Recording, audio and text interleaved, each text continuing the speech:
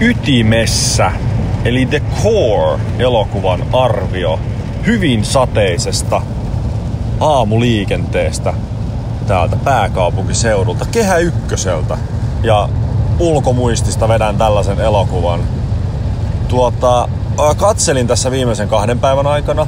Mä oon nähnyt tämän kyseisen elokuvan silloin joskus, kun tää tuli. Tää on tullut 2003.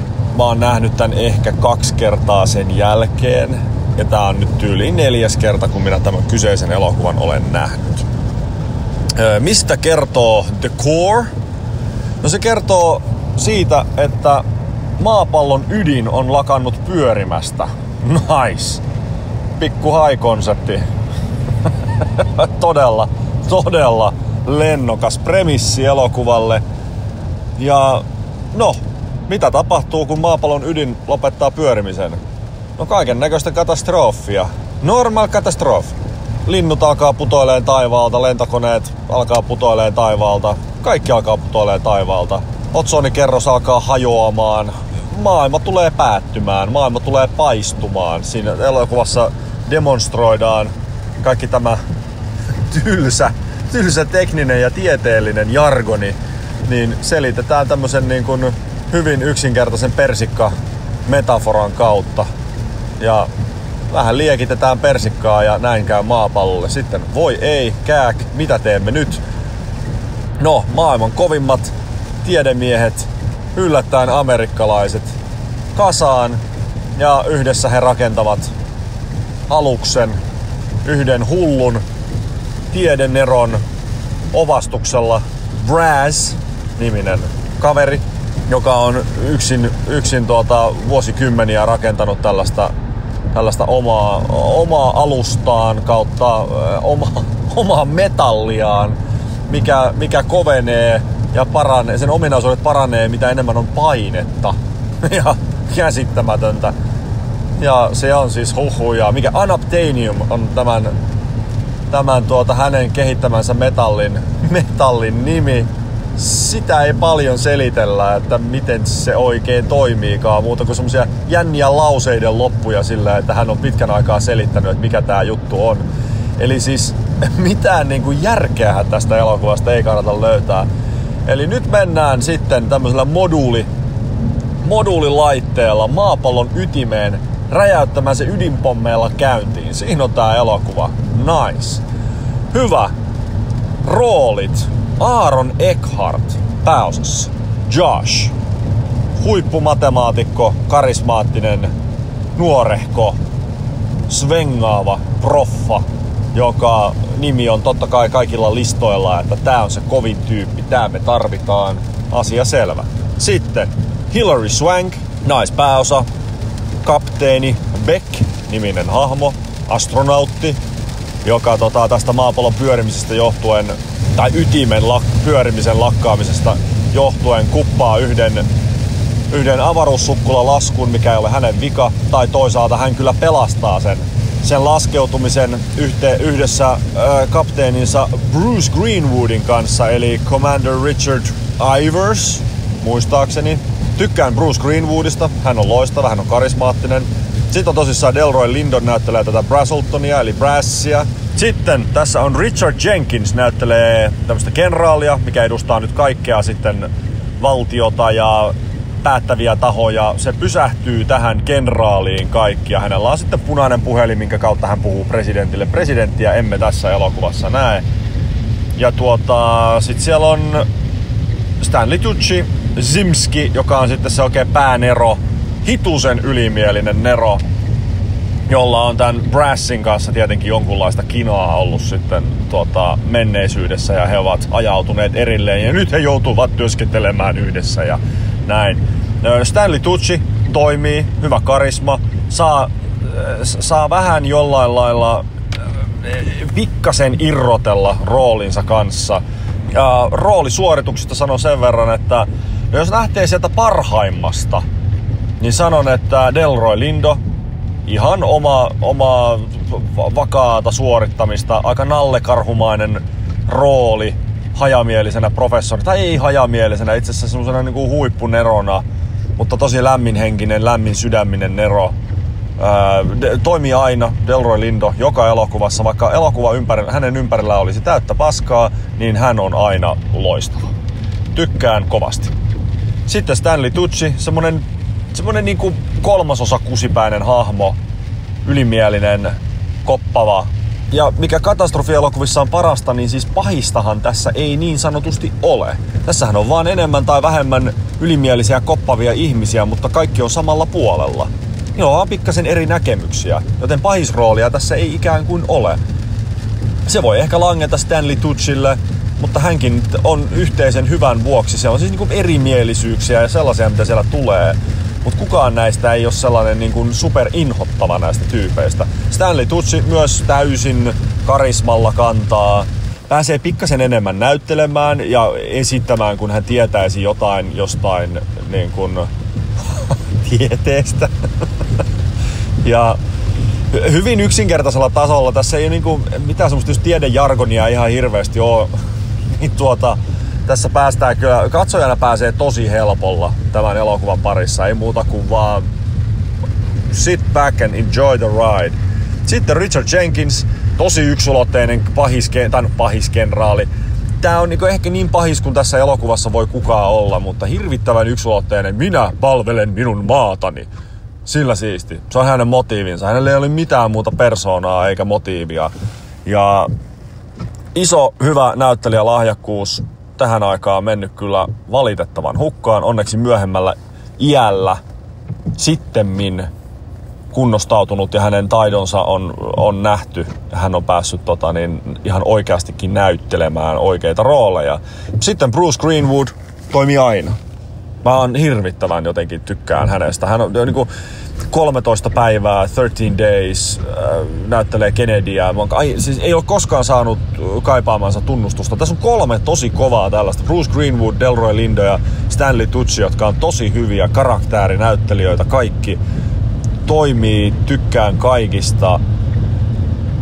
Ja pelkästään heidän takia mä tykkään katsoa, kun ne on hyviä. Ne on hyviä näyttelijöitä ja ne on uskottavia, vaikka elokuva ympärillä on hirvittävän epäuskottava.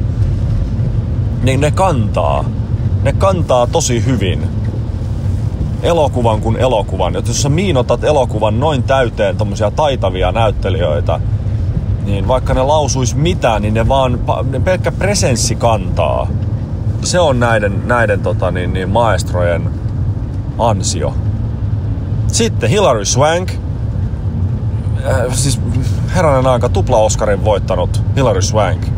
Oikeassa roolissa toimii hirvittävän hienosti. Boys Don't Cry tai $1 Million Baby. Ja se on useampi muukin, mutta se on hämmästyttävää, että sitten sieltä löytyy tämmönen rooli. Ei hirveästi anneta mahiksia oikein tehdä mitään. Pikkasen nyt kyyneleet silmissä voisit jossain kohdissa olla. Ja jonkunlainen johtajan kasvutarina siellä on myös sitten, että sinä et ole hyvä johtaja ennen kuin sinä teet pelkkiä hyviä päätöksiä. Sinä olet vasta hyvä johtaja, kun olet tehnyt myös niitä huonoja päätöksiä. Ja hän pääsee nyt sitten kokemaan sen suurimman kasvun tämän elokuvan aikana, hänen hahmonsa. Mutta aika yksulotteista ja kellään ei ole mitään perheitä ja ei ole mitään sellaista. Niin kuin, nämä on aika tällaisia niin kuin emotionaalisia eunukkeja tämä koko porukka, mitä tässä on. Että ei kovin kummosta. Sitten Teki Karjo, joka on ehkä se paras näistä kaikista. Joka on aivan siis Doberman elokuva 90-luvulta. Muistan, mä oon siellä nähnyt hänet ensimmäisen kerran ja se on yleensä aina tosi paha jätkä. Se uuttaa semmoista pahuutta jokaisessa roolissa, missä se on, niin nyt ihanaa nähdä hyvässä roolissa. Vois valahtaa ihan tosi pahikseksi ja jossain, että ei kun se on se tyyppi, joka on pysäyttänyt maapallon ytimen. No ei ole. Loistavaa, kun on pieni kielimuuri, pieni aksentti. Silti näistä kaikista paras. Vaikka hyvänen aika Bruce Greenwood, Delroy Lindo ja Stanley Tucci, niin Teki Karjo vetää kyllä ykköspaikan. Ja pääsee ehkä eniten näistä myös näyttelemään. Ja sitten viimeisenä Aaron Eckhart. Vähän on väärässä roolissa poika nyt kyllä. Tää selkeästi kaipaisi tää elokuva jotain isoa A-luokan tähteä ja vähän enemmän budjettia, tehostebudjettia varsinkin, niin tästä olisi tullut, tää olisi merkittävämmässä roolissa, tää olisi vähän isompi ja tätä muisteltaisiin vähän enemmän lämmöllä, kun nyt tää on kaikista ehkä katastrofielokuvista unohdetuin. Väittäisin näin. 96 on tullut Independence Day ja sitten siitä eteenpäin on tullut sitten Deep Impactia ja on tullut Dante's Peakia ja sitten on tullut just tätä Korea ja on tullut Day After Tomorrowta ja siis katastrofielokuviahan on ollut käytännössä aina, mutta silloin 90-luvun katastrofielokuvan renesanssin, tää on niinku siellä niiden jatkoa, kaikki Armageddonit, kaikki vastaavat, että silloin on niinku tykätty tuhota maapalloa kyllä erilaisilla tavoilla. Niin kaikesta tästä koko Ysäri 2000 ajan katastrofielokuvan rosterista tämä ytimessä on se unohdettu. Unohdetuin. Vielä unohdetumpi kuin Deep Impact. Ja mä väitän, että yksi iso osa on, tää on tosi sienissä kyllä mietitty tää koko konsepti tähän elokuvaan. Rohkea konsepti, mikäs siinä? Tehdään pois. Mutta mä väitän, että Aaron Eckhartin kanssa tässä on käynyt samanlainen keissi kuin Kurkunleikkaajien saari ja siinä piti olla Michael Douglas, josta tuli sitten Matthew Modine. Että jos siinä oiskin Michael Douglas ja se olisi semmoista Romancing the Stone henkeä, joka tämmönen niinku päänäyttelijä, joka kantaa sen hyvin, niin tässä olisi voinut käydä ehkä eri lailla. Mitä jos tässä olisi George Clooney? Mitä jos tässä olisi Brad Pitt? Ehkä Brad Pitt on, siis no Aaron Eckharthan on semmonen C-luokan Brad Pitt, mutta mitä jos tässä olisi joku vähän varttuneempi? Mitä jos tässä olisi vähän kyvykkäämpi? Mitä jos tässä olisi Denzel Washington? Niin. Mitä jos? Aaron Eckhart, eihän se huono ole, mutta pääroolissa ja hänen range on, se on se huutaminen ja se mitä se sitten harrastaa, se kaksinaama huutaminen, niin se ei ole kovin kummosta. Ei se huono ole. Ei Aaron Eckhart ole koskaan huono, mutta en mä nyt hyvänen aika lykkäisi koko maapallon kohtaloa ja tämän elokuvan niin kuin kantavuutta hänen käsiinsä. Ei ihan kanna. Se on ihan hyvä, ei siinä mitään, se on ihan ok, mutta kun tämä elokuva tarvisi jonkun paremman naaman tai sellaisen, jolla on muutakin kuin hymyilevä naama ja huolestunut naama ja vihainen naama.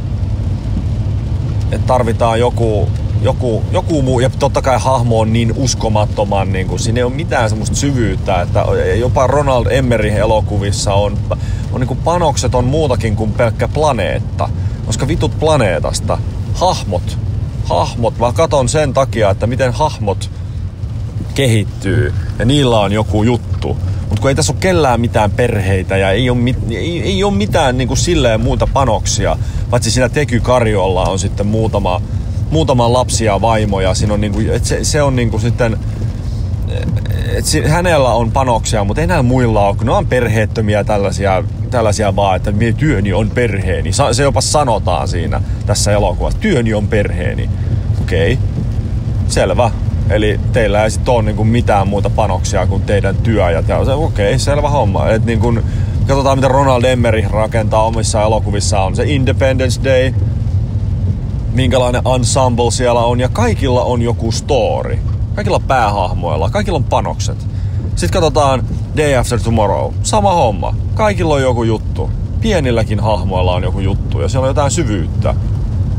Tai 2012. Sama homma. Taas ollaan ja on perhettä.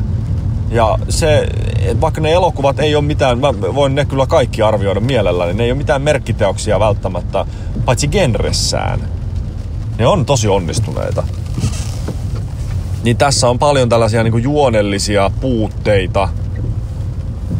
Ja hahmon kehitys ja paperin ohuet hahmot on yksi iso ongelma.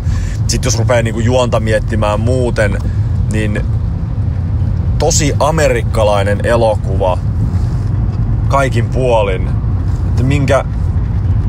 Että jos ruvetaan ihan miettimään, että tässä on, tässä on 2 käsikirjoittajaa tässä elokuvassa. Toinen on joku ihan nobody.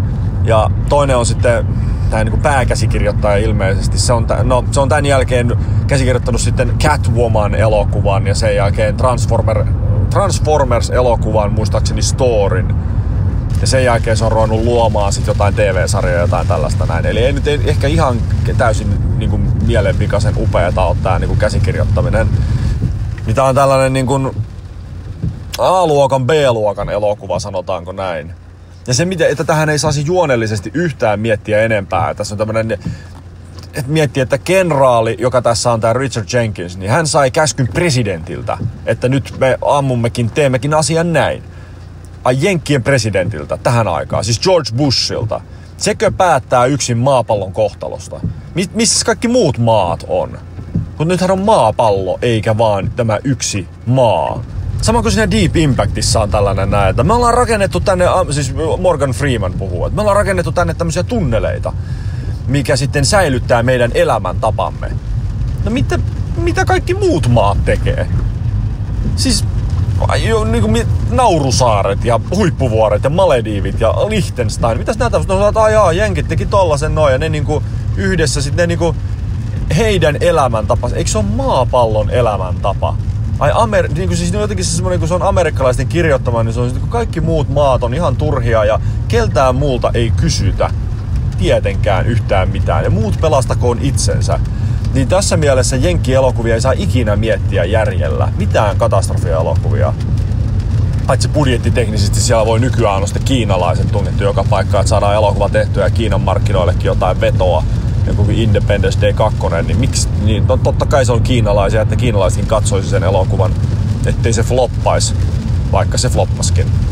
Eli juonellisesti tässä on niin isoja aukkoja, kun tässä elokuvassa otsonikerros kun tuhoutuu, niin sen otsonikerroksen tuhoutumisen, repeytymisen kokoisia aukkoja on tässä juonessa. Ja no sitten, valtava iso spektaakkeli, niin grafiikat, tehosteet. Ne on kuin huonosta tietokonepelistä tältä ajoilta. Semmosesta keskinkertaista tietokonepelistä. Ei ole yhtään kestänyt aikaa. Onko ne silloinkaan, kun mä oon kattonut tän 20 vuotta sitten?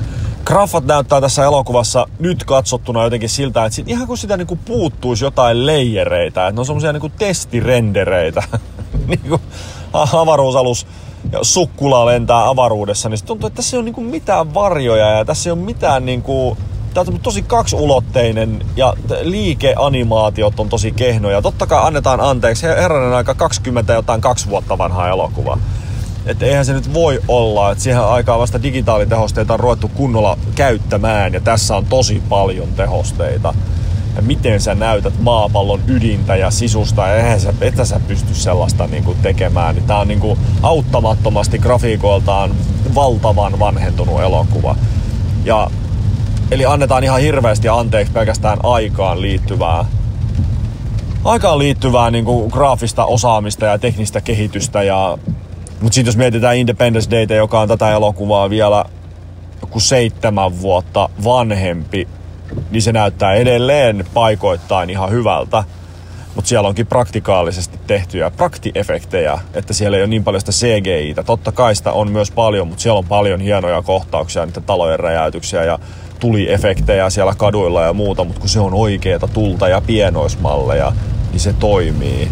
Ja onhan sielläkin totta kai semmoisia vanhentuneita tehosteita, mutta nyt puhutaan 30 vuotta vanhasta elokuvasta. Että ei se Terminaattori 2:kaan ihan joka hetkessä toimi. Mutta tätä elokuvaa praktisesti tehtynä niin olisi ollut silkka mahdottomuus. Edelleen silkka mahdottomuus. Millä sä teet jollain optisella mulmuamisella jollain tällaisella, ei tätä pysty. Sitten tuli semmonen taideelokuva tästä koko hommasta. No, musiikki. No varsinkin alkupuolella hyvin kiinnostavaa, eksperimentaalista, semmoista hötäkkää, semmoista Elliot Goldenthal-tyyppistä säpinää, mikä on aika hauskaa. Semmoista ihmeellistä niinku industrial arpekkiota, mikä on aika hauskan kuulosta. Ja siinä alkupuolella, kun maapallon pyöriminen lakkaa tai se ytimen pyöriminen lakkaa ja alkaa näitä lieveilmiöitä ja ihmisten sydämen tahdistimet pysähtyy ja linnut ja pulut ja kaikki lentelee johonkin patsaisiin ja kaikki menee niinku sekaisin, niin siellä on paljon sellaista. Ja tää laskeutuu tää avaruussukkula sinne jonnekin Los Angelesin niin kuin sinne jokeen, niin siinä on paljon sitä semmoista hässäkkämusiikkia, joka on aika hauskaa, aika epätyypillistä. Mutta sitten loppupuolella menee jopa semmoiseksi Jerry Goldsmith-mäiseksi orkestroinniksi, eikä luonnollisestikaan yllä sille tasolle. Mutta semmoinen pieni pokkaus sinne suuntaan on kuultavissa tässä skoressa. John Amiel on ohjaajana. Oli aikaisemmin tätä elokuvaa ennen tehnyt sen suurimman menestyksensä. Siinä on ollut ensin Copycat, tällainen sarjamurhaaja-elokuva, ja sitten sen jälkeen on tullut Entrapment. Ja Entrapment on vetänyt ihan okosti rahaa, joten hän on saanut sitten ison budjetin ja tehnyt ison budjetin elokuvan, joka on sitten tämä. No, John Amielia ei sitten, hänestä ei koommin ole kuultu tämän elokuvan. Ei tämä mitenkään ihan katastrofaalisesti flopannut, mutta aika pahasti kuitenkin. $60 miljoonan budjetti ja saiko takaisin 70 ja miettii siihen kaikki mainosbudjetit ja kaikki päälle. Niin. Eli turskaa on tullut. John Amiel on tehnyt sen jälkeen vielä yhden jonkun elokuvan. Ensin paljon TVtä ja edelleen tekee itse asiassa TVtä. No, oli miten oli. Tämä on The Core ytimessä. Aika surkeeta, aika surkeeta, mutta tää onkin tietää surkeutensa ja siinä mielessä sitä on välillä hauska katsoa. Eli siis viihdyttävä elokuva. Mä arvioisin tän elokuvana, annetaan säälistä 2 tähteä, koska hyviä sivuosanäyttelijöitä, karismaattisia sellaisia, 4 kappaletta. Pääosanäyttelijät on ne, mihin tää niinku kaatuu, että jos tässä olisi niinku, eikä se Hilary Swank, se ei todellakaan ole huono, se on tosi hyvä, mutta rooli on vaan tosi huonosti kirjoitettu ja elokuva ei ole mitenkään valtavan hienosti ja hyvin ohjattu, mutta annetaanko tässä myöskään mahdollisuuksia valtavasti onnistua, niin ei. Popcorn-pusseja minä annan tälle elokuvalle, no mä annan 3. Koska tää on ehkä se juttu, että sä haluat vaan viihtyä, niin tää on nimenomaan sitä. Tää on viihde edellä tehty tää elokuva. Sydäntä en todellakaan anna tälle elokuvalle. Ja siinä on minun arvioni The Core ytimessä elokuvasta. Tämä oli tässä. Kiitos kovasti kuuntelusta. Ja mitä tykkäsit itse elokuvasta, kommentoi tuohon alapuolelle. Ei muuta kuin tykkää, peukuta, tilaa kanava ja ensi kerralla katsotaan mitä tulee. Moi!